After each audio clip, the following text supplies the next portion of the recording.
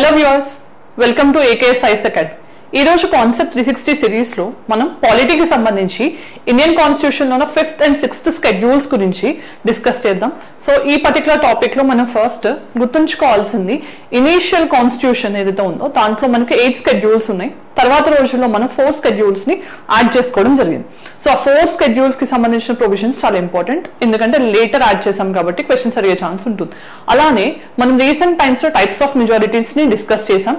ఆ types of majorities లో simple majority discuss చేసినప్పుడు కూడా నేను చెప్పాను 5th and 6th షెడ్యూల్ కి సంబంధించి ఏదైనా అమెండ్మెంట్స్ చేయాలన్నా మనం సింపుల్ మెజారిటీతో చేస్తాము అని. సో దాని సందర్భంగా కొంతమంది 5th and 6th షెడ్యూల్ గురించి కూడా ఎక్స్ప్లెయిన్ చేయమని అడిగారు. సో ఈ రోజు మనం 5th and 6th షెడ్యూల్ గురించి డిస్కస్ చేస్తున్నాం. సో ఇక్కడ మనం గుర్తుంచుకోవాల్సింది ఏంటి, అసలు 5th షెడ్యూల్ ఏం చెప్తుంది? So administration of scheduled areas and scheduled tribes. So ఇక్కడ మనం గుర్తుంచుకోవాల్సింది ఏంటి, అసలు ఈ కాన్సెప్ట్ ని ఎవరు ప్రవేశపెట్టారు, లేకపోతే ఎవరు ఈ కాన్సెప్ట్ ని ప్రపోజ్ చేశారు అంటే యుఎన్ డేబర్ కమిషన్. 1960-61 మధ్యలో మనకి యుఎన్ డేబర్ కమిషన్ అనేది ట్రైబల్స్ కి సంబంధించి ఒక స్పెషల్ అడ్మినిస్ట్రేషన్ ఉండాలి అనే దాన్ని చెప్పడం జరిగింది. సో దాని సందర్భంగానే మనం 5th షెడ్యూల్ ని ఇండియన్ కాన్స్టిట్యూషన్ లో మనం పెట్టుకోవడం జరిగింది. సో దేని ప్రకారం ఏంటి, ఒక ఏరియాని షెడ్యూల్డ్ ఏరియా ఎలా డిసిగ్నేట్ చేస్తారు అన్నప్పుడు at least 50% of the population tribal population ఉండాలి. అండ్ ఆ ల్యాండ్ ఆర్ ఏరియా ఏదైతే ఉంటుందో అది చాలా కంపాక్ట్ గా క్లోజ్డ్ గా ఉండాలి ట్రైబల్ పాపులేషన్ తో. అండ్ వాళ్ళ ఏరియాలో ఎక్కువ డెవలప్మెంట్ లేకపోవడము, లేకపోతే అదర్ రీజన్స్ నైబరింగ్ రీజన్స్ తో పోలిస్తే కొంచెం ఎకనామిక్ డిస్పారిటీస్ ఉన్నాయి, ఎక్కువగా డెవలప్మెంట్ లేదు అని భావించినప్పుడు దాన్ని షెడ్యూల్డ్ ఏరియాగా మనం డిక్లేర్ చేయవచ్చు. ఎవరు డిక్లేర్ చేస్తారు? ప్రెసిడెంట్ ఆఫ్ ఇండియా డిక్లేర్ చేస్తారు. మరి ఈ పర్టికులర్ షెడ్యూల్ గురించి ఏ ఆర్టికల్ చెప్తోంది? ఆర్టికల్ 244 క్లాస్ 1 చెప్తుంది. సో ఇక్కడ మనం గుర్తుంచుకోవాల్సింది షెడ్యూల్డ్ ఏరియాస్ కి సంబంధించి ఈ ప్రొవిజన్స్ అనేవి ఏ స్టేట్స్ లో వర్తిస్తాయి అంటే యాజ్ ఆన్ డేట్ మనకి 10 స్టేట్స్ ఆఫ్ ఇండియాలో ఇవి వర్తిస్తున్నాయి. ఆంధ్రప్రదేశ్, తెలంగాణ కానీ, హిమాచల్ ప్రదేశ్, గుజరాత్, రాజస్థాన్, ఒడిస్సా, మధ్యప్రదేశ్, మహారాష్ట్ర ఇలాంటి స్టేట్స్ లో మనకు ఉన్నప్పటికీ షెడ్యూల్ 6 లో ఉన్న 4 స్టేట్స్ కాకుండా మిగతా ఏ స్టేట్స్ లో అయినా కూడా షెడ్యూల్డ్ ఏరియాస్ ని అనౌన్స్ చేయొచ్చు అని కాన్స్టిట్యూషన్ చెప్తుంది. సో ఇక్కడ మనం గుర్తుంచుకోవాల్సింది ఈ క్రైటీరియా షెడ్యూల్డ్ ఏరియాకి సంబంధించిన క్రైటీరియా ఏదైతే ఉందో అది కాన్స్టిట్యూషన్ లో చెప్పలేదు. సో ఓన్లీ ఎస్టాబ్లిష్డ్ నార్మ్స్ ని బట్టి ఆ క్వాలిఫికేషన్స్ ని లేకపోతే ఆ నార్మ్స్ ని షెడ్యూల్డ్ ఏరియాకి మనం కన్సిడర్ చేయడం జరుగుతుంది. సో దీని తర్వాత మనం తెలుసుకోవాల్సింది ఏంటి, వీళ్ళ అడ్మినిస్ట్రేషన్ ఎలా ఉంటుంది? సో జనరల్ గా executive power of the state అనేది ఇక్కడ కూడా వర్తిస్తుంది. సో గవర్నర్ ఈ షెడ్యూల్డ్ ఏరియాస్ కి సంబంధించిన ఎగ్జిక్యూటివ్ థింగ్స్ ని మానిటర్ చేస్తూ ఉంటారు. దేన్ని ఎస్టాబ్లిష్ చేసి ట్రైబల్ అడ్వైజరీ కౌన్సిల్స్ అనే వాటిని ఎస్టాబ్లిష్ చేస్తారు. సో దీంట్లో 20 మెంబర్స్ ఉంటారు. ఈ 20 మెంబర్స్ లో 3/4 ఆఫ్ ద మెంబర్స్ ఎస్టీస్ ఏదైతే లెజిస్లేటివ్ అసెంబ్లీలో రిప్రజెంటేటివ్స్ గా ఉన్నారో వాళ్ళు ఉంటారు. సో ఈ tribal advisory councils time and then వాళ్ళు ఎలాంటి మెషర్స్ తీసుకుంటున్నారు షెడ్యూల్డ్ ట్రైబ్స్ కి సంబంధించి వాళ్ళ బెటర్మెంట్ కోసం అని చెప్పి అలాంటి వాటిని ఆల్వేస్ గవర్నర్ కి రిపోర్ట్ చేస్తూ ఉండాలి. సో ఇలాంటి ప్రొవిజన్స్ తో ట్రైబల్ అడ్వైజరీ కౌన్సిల్స్ ని మనం కల్పించాం. అండ్ మనం గుర్తుంచుకోవాల్సిన ఇంకొక అంశం ఏంటి, ఇక్కడ మనకి ఈ షెడ్యూల్డ్ ఏరియాస్ లో పంచాయత్ రాజ్ కి సంబంధించిన ప్రొవిజన్స్ వర్తించవు.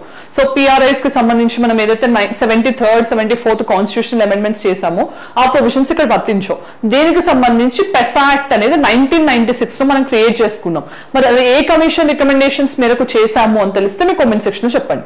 సో మనకి పెసా యాక్ట్ అంటే ఏంటి, Panchayat Raj extension scheduled areas. So వీళ్ళకి సెపరేట్ గా పంచాయత్ సిస్టమ్ అనేది మనం ఆ యాక్ట్ ద్వారా కల్పించడం జరిగింది. దాంతో పాటు మనం గుర్తుంచుకోవాల్సింది అసలు ఈ 5th షెడ్యూల్ కి అంత ఇంపార్టెన్స్ ఎందుకు ఇచ్చారు అని చూస్తే ట్రైబల్స్ ఎక్కువగా వల్నరబుల్ గా ఉన్నారు. సో వాళ్ళకి సెపరేట్ గా కల్చరల్ ఐడెంటిటీ ఉంటుంది, బ్యాక్వర్డ్నెస్ ఉంది, వాళ్ళ లెవెల్ ఆఫ్ డెవలప్మెంట్ అనేది చాలా తక్కువగా ఉంది. సో వాళ్ళని మనం మెజారిటీ లాగానే కన్సిడర్ చేస్తే వాళ్ళ యూనిక్ ఐడెంటిటీని వాళ్ళు కోల్పోయే ఛాన్స్ ఉంటుంది. కాబట్టి వాళ్ళకంటూ సెపరేట్ ప్రొవిజన్స్ ఉండాలి, సెపరేట్ అడ్మినిస్ట్రేషన్ ఉండాలి. వాళ్ళ నుంచి ల్యాండ్ కానీ, లేకపోతే మనకి ఫారెస్ట్ రైట్స్ కానీ, లేకపోతే మనీ లెండింగ్ కానీ ఇలాంటి వాటి వల్ల వాళ్ళు నష్టపోకుండా ఈ ప్రొవిజన్స్ ని ఎన్షోర్ చేయడం జరిగింది. సో ఇక్కడ మనం గుర్తుంచుకోవాల్సింది ఏంటి, షెడ్యూల్డ్ ఏరియాస్ ని ఎవరు డెసిగ్నేట్ చేస్తారు, ఆర్టికల్ 244 క్లాస్ 1 ఎవరికి వర్తిస్తుంది, తర్వాత ట్రైబల్ అడ్వైజరీ కౌన్సిల్స్ కంపోజిషన్, వాళ్ళకున్న పవర్స్ ఇవన్నీ కూడా గుర్తుంచుకోవాలి. రైట్, దెన్ ఇప్పుడు ఈ కంపోజిషన్ ఏంటి, ఫంక్షన్స్ ఏంటని చెప్పాను. సో ఏదన్నా అడ్వైజ్ ట్రైబల్ అడ్వైజరీ కౌన్సిల్ నుంచి తీసుకుని ఆ రిపోర్ట్స్ అనేవి టైమ్ అండ్ దెన్ కూడా మనకి ప్రెసిడెంట్ ఆఫ్ ఇండియాకి గవర్నర్ ఇస్తూ ఉంటారు. సో మీరు గుర్తుంచుకోవాల్సింది 10 స్టేట్స్ ఏవైతే ఉన్నాయో వీటిలో ఖచ్చితంగా మినిస్ట్రీ ఆఫ్ ట్రైబల్ అఫైర్స్ ని ఖచ్చితంగా కాన్స్టిట్యూట్ చేయాలి, ఒక ట్రైబల్ అఫైర్స్ మినిస్టర్ ఉండాలి, ఈ 10 స్టేట్స్ లో ఖచ్చితంగా ఉండాలి అని చెప్పి మనకి ప్రొవిజన్స్ చెప్తున్నారు. దాని తర్వాత మనం చూస్తే ఇక్కడ ప్రెసిడెంట్ కి స్టేట్స్ కి సంబంధించి గవర్నెన్స్ కి సంబంధించిన అంటే గుడ్ గవర్నెన్స్ కి సంబంధించి గవర్నర్ కొన్ని మెజర్స్ తీసుకోవచ్చు. అలానే పార్లమెంట్ కూడా కొన్ని లాస్ కోసం అని ఎస్టీ వెల్ఫేర్ కోసం ఇంక్లూడ్ చేయొచ్చు. లైక్ వాళ్ళకి సబ్ ఫండింగ్ కానీ లేకపోతే ట్రైబల్ ఫండింగ్స్ కూడా ఇవ్వడము, స్కాలర్షిప్స్ ఇవ్వడము, ఇలాంటి వాటిని కూడా అనౌన్స్ చేస్తూ ఉండొచ్చు. రైట్, దెన్ మనం ఇప్పుడు 6th షెడ్యూల్ గురించి డిస్కస్ చేద్దాం. సో 6th షెడ్యూల్ అనేది రాజ్యాంగం ప్రకారం ఓన్లీ 4 స్టేట్స్ లో మాత్రమే వర్తిస్తుంది. సో అస్సాం, మేఘాలయ, త్రిపుర, మిజోరం. సో ఇక్కడ మీకు ఆ 4 స్టేట్స్ కనిపిస్తున్నాయి, అస్సాం, మేఘాలయ, త్రిపుర, మిజోరం. సో ఈ 4 స్టేట్స్ లో మనకి 6th షెడ్యూల్ కి సంబంధించిన ప్రొవిజన్స్ అమల్లో ఉన్నాయి. సో దేని గురించి తెలుసుకునే ముందు మీకు ఒక ఇంపార్టెంట్ అనౌన్స్మెంట్. మీరు ఎవరైనా యూపీఎస్సీ, ఏపీపీఎస్సీ, టీజీపీఎస్సీ ప్రిపేర్ అవుతున్నట్లయితే మీకోసం ఏకేఎస్ ఐఎస్ అకాడమీలో prelims come mains batches start అవుతున్నాయి. వాటితో పాటు మెంటర్షిప్ మాడ్యూల్స్ కూడా స్టార్ట్ అవుతున్నాయి. If you want to contact, you can contact us on this number, right? Then ఇక్కడ మనకి మెయిన్ గా 6th షెడ్యూల్ ప్రొవిజన్స్ అనేవి అదర్ స్టేట్స్ లా కాకుండా ఓన్లీ 4 స్టేట్స్ లోనే మెన్షన్ చేయడం జరిగింది. సో ఈ 4 ఎందుకు మెన్షన్ చేశారు అని చూసినప్పుడు మనకు ఆ స్కెడ్యూల్డ్ ఏరియాస్ లో మినిమం 50% కంటే ఎక్కువ ట్రైబల్ పాపులేషన్ ఉంటే దాన్ని స్కెడ్యూల్డ్ ఏరియాగా అనౌన్స్ చేస్తామని డిస్కస్ చేసాం. కానీ ఈ 4 స్టేట్స్ లో ట్రైబల్ పాపులేషన్ అనేది మోర్ దాన్ 90% ఉంది. సో వాళ్ళ కల్చర్ అనేది మెయిన్ ట్రైబల్ కల్చర్ తో కొంచెం డిఫరెంట్ గా ఉంది, ఎక్కువగా ట్రైబల్స్ ఉన్నారు. సో వాళ్ళ ఐడెంటిటీ డిఫరెంట్ గా ఉంది. సో ఈ కన్సిడరేషన్స్ ని మనం దృష్టిలో పెట్టుకుని వీళ్ళకి సెపరేట్ గా ఒక స్కెడ్యూల్ అనేది కల్పించి దానికి సెపరేట్ అడ్మినిస్ట్రేటివ్ మెకానిజం ఇవ్వడం జరిగింది. సో ఈ 4 స్టేట్స్ ఇంపార్టెంట్. మరి దీనికి సంబంధించిన ఏ ఆర్టికల్ ఉంది అంటే ఆర్టికల్ 244 క్లాస్ 2. దీని ప్రకారం ఏంటి, autonomous district councils, autonomous regional councils ని మనం కల్పించవచ్చు ఈ 6th షెడ్యూల్ ఏరియాస్ లో. మరి autonomous district councils, regional councils ఏం చేస్తాయంటే వీళ్ళకి లెజిస్లేటివ్ పవర్స్ ఉంటాయి, ఫినాన్షియల్ పవర్స్ ఉంటాయి. లెజిస్లేటివ్ పవర్స్, ఫినాన్షియల్ పవర్స్ తో పాటు జుడిషియల్ పవర్స్ కూడా ఉంటాయి. లెజిస్లేటివ్ పవర్స్ అంటే ఏంటి, ఆ పర్టికులర్ రీజియన్ లో చిన్నగా లాస్ పాస్ చేసుకోవచ్చు. తర్వాత టాక్సేషన్ పవర్స్ ఉంటాయి, ఓన్ రెవెన్యూ జనరేషన్ చేసుకోవచ్చు. చిన్న కేసెస్ ని వాళ్ళు అంటే మినిమం కోర్ట్స్ ని ఎస్టాబ్లిష్ చేసి వాటిని కూడా రిజాల్వ్ చేసుకోవచ్చు. సో ఇలా legislative, executive and judicial powers ఉంటాయి. సో అటానమస్ డిస్ట్రిక్ట్ కౌన్సిల్స్ ఏవైతే ఉన్నాయో దీంట్లో మనకి మాక్సిమం 30 మెంబర్స్ ఉంటారు. దీంట్లో 4 మెంబర్స్ నామినేట్ చేయబడతారు గవర్నర్ చేత.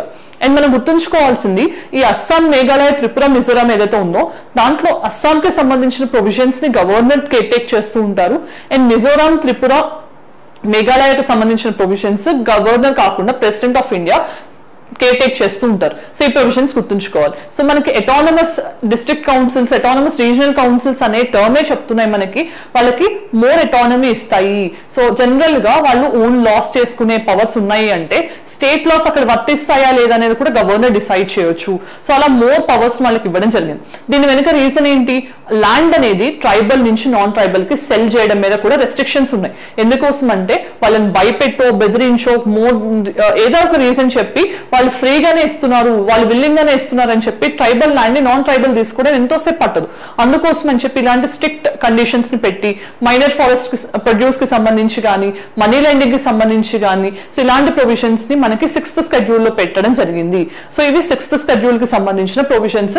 సో ఇక్కడ ఏడీసీస్ కున్న పవర్స్ ఏంటి, గవర్నర్ కి ఈ ఏరియాస్ కి సంబంధించిన ఆల్టరేషన్ చేయడం కానీ, దాని తర్వాత బౌండరీస్ కి సంబంధించి మార్పులు చేర్పులు చేయాలన్న అవన్నీ కూడా చేసే పవర్స్ ని కల్పించడం జరిగింది. సో దీనికి సంబంధించి ఒక ప్రాక్టీస్ క్వశ్చన్ చూద్దాం. Consider the following statements. 5th schedule deals with administration of scheduled areas in all states except those of Northeast. 6th schedule provides for establishment of autonomous district councils with legislative, judicial and taxation powers in certain northeastern states. Then in both 5th and 6th schedules, governor can submit annual reports to the president regarding their administration. మరి వీటిలో ఏ statements correct, ఏ option correct అని comment section లో చెప్పండి. So ఈ particular వీడియోతో మనం 5th and 6th schedule గురించి ఉన్న మైన్యూటెస్ట్ డిఫరెన్సెస్ మీకు క్లారిటీ వచ్చే విధంగా ఎక్స్ప్లెయిన్ చేయడం జరిగింది.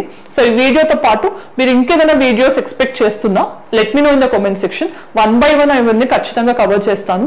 అండ్ మీకు ఈ వీడియో ఎక్స్ప్లెనేషన్ ఈజీగా అనిపించినా let me know in the comment section. That will definitely boost me to do more videos. Thank you for watching. Have a great day.